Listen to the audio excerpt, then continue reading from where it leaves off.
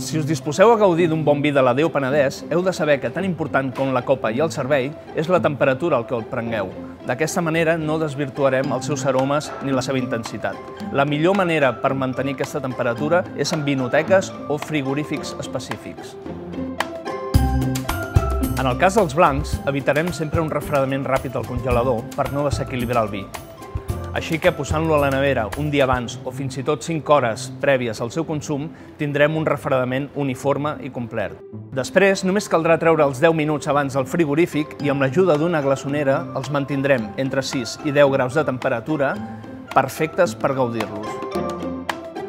Els vins negres tindran prou amb mitja hora a la nevera per aconseguir una temperatura de 14 graus, que després, entre el servei i el temps de beguda, arribaran als 16 graus recomanats per beure'ls.